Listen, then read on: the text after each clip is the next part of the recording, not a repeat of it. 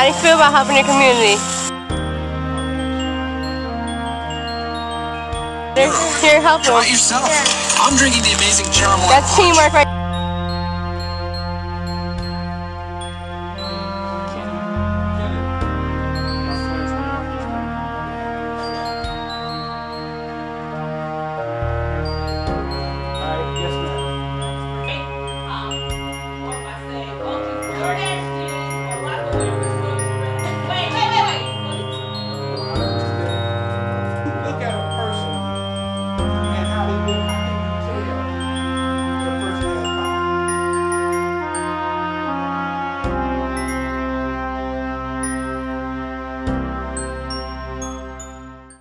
Justice is the equal treatment of residents in that community as far as distribution of equipment, as far as schooling supplies, protection, security, hazardous chemicals, factories, and safe homes and healthy food. Environmental justice is when everybody wants to be treated the same, not different, when it comes to environmental benefit or environmental harm. Environmental justice is how you treat your community and your surroundings equally with respect. Environmental injustice is how people eat unhealthy, how people don't respect each other, gang violence, pollution, and how pollution affects us in our community, and how people are prejudiced against each other, no matter if you're white, black, Hispanic, and many more.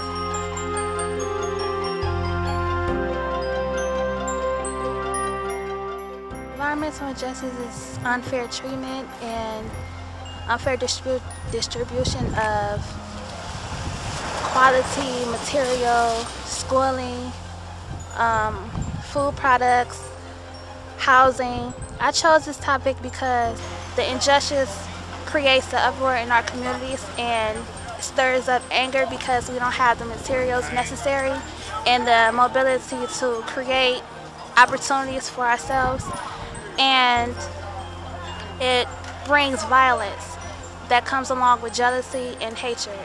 When we talk about elevated risk, we should be reducing the risk. And your neighborhood and your community should not be hazardous to your health. Your housing should not be hazardous to your health. Your job should be not hazardous to your health.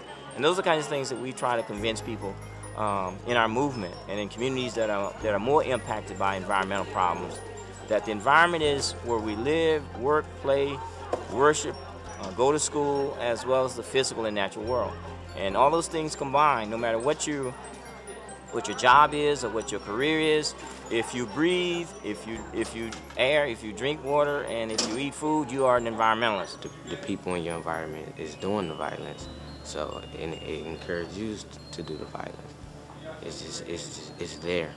Everything into consideration that the information we're getting is very valuable to us in our lifestyle. You know, it's like helping our environment, about air pollution, about pollution, poverty, violence, you know, about how bad it is, and, you know, I think people should take it more seriously. I feel I could be the change by speaking up and addressing the problem and letting others know what's right and what's wrong.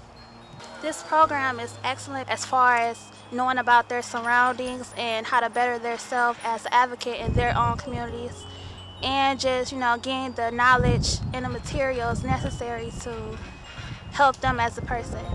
I'm Asia. I'm going to be a leader and make a change.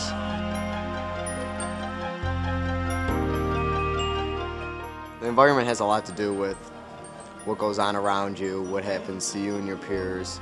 Every dope boy that heard the story, man, oh man, you know, selling drugs is bad, but who gonna provide for their family?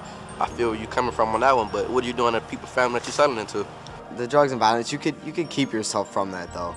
You may be able to witness it, but you could keep yourself from doing that, from taking drugs, you know, taking place in that violence by just making the right decisions of where to go, who to hang out with.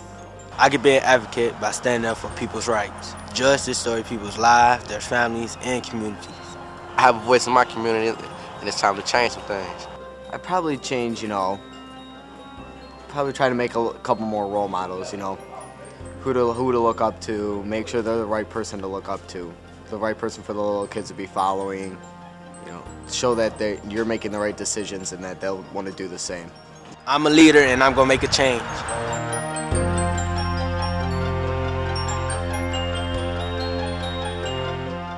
Violence in my community is related to these topics because it's killing us. We killing each other. We killing off our family. We seeing mothers cry, brothers die. I mean, it's just unnecessary. It's all unnecessary. I think death is in my community is because of the lack of respect we got for each other and the lack of communication. If I could give advice, I would say that you might lose a loved one, and to prevent that, let your voice be heard and just stand up for what you believe. I believe if we all come together on one official hand and sit down and have a discussion about the topics that are going on in the community, that we can actually make a difference and make a change in our environment. We can see things grow, see people grow, also clean up a little bit better, watch our acts. And also to those who aren't affected, they are really affected. That's why they act the way they act. I would like to say I am Blake Barnes. I am a youth development worker, and I'm becoming a leader every day.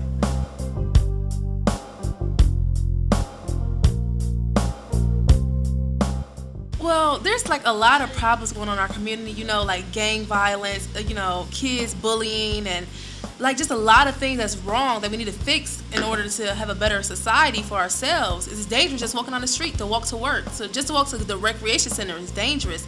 And so we're trying to build something here that will help our young people, like the kids that are coming up after us, because we're getting out of here soon. So we want to build something that will help them, you know, develop a better concept of sharing and building and, you know, collaborating with others to build something better for ourselves and for the future. We're on East 30th Street in Central.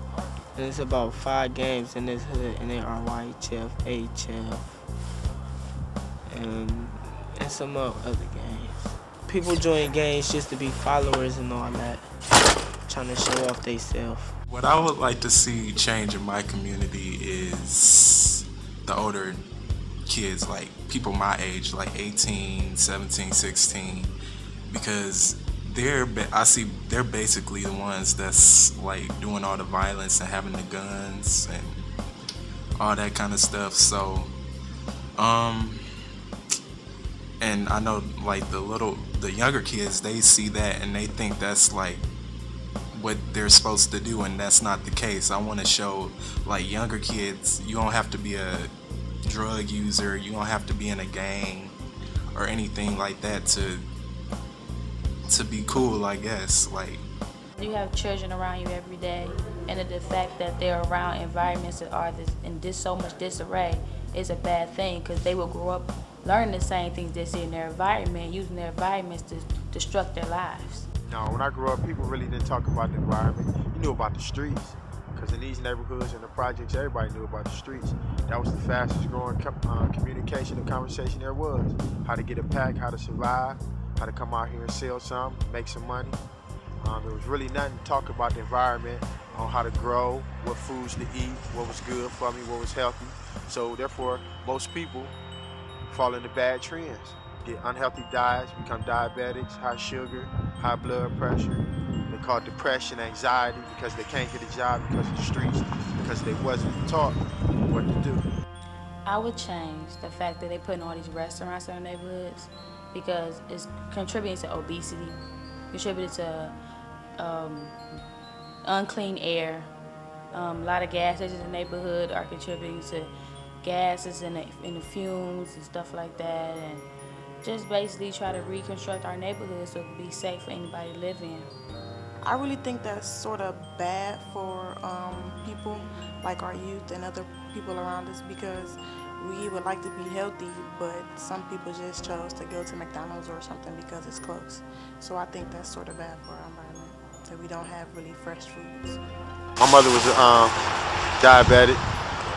She also was on dialysis, and that's not a good thing. That's when your kidneys fail, because what you eat and how you eat, and you have to go to a doctor and get your blood clean, which draws your energy, draws your strength out of you. She passed away. She was 35. It's very important to understand what's going on in the community, especially environmental-wise. Be educated about the things that they're doing, because a lot of young people these days don't really, in a sense, care about what's going on, really. They care about themselves, and they're very self-centered. So I would really tell people, especially someone who's not here, to learn and be educated about things that are going on. To basically watch their surroundings. If you want to set an example, then set one. Learn how to clean up yourself, clean up your environment, you'll clean up your lives. People will just wake up and realize what we are doing to the world and make a change. Let's do better. Better from past situations, better from what's going on now. Let's become one, you know, one people, you know. Let's stop all the division and all the fighting, you know. That's about it. I don't know, I just want to be one of the examples of the ones that are doing the right thing in my community. Young people need to understand that they have a definite role to play. They are the future. Every social movement, successful social movement in this country, whether it's peace and justice, anti-war, whether it's the civil rights movement, women's movement, we've had young people involved. And the environmental justice movement is no different. So it means that we need to have young people volunteer and go to these workshops and leadership training so that they can take the baton. You have a stake in this, and that no matter what, whether you're in high school or whether you're in college, graduate school, we need to have young people, students, young adults involved in our organizations and in the training to assume this leadership. That's important, and that needs to happen right now. My name is Rayshawn Mullins, and I'm a leader.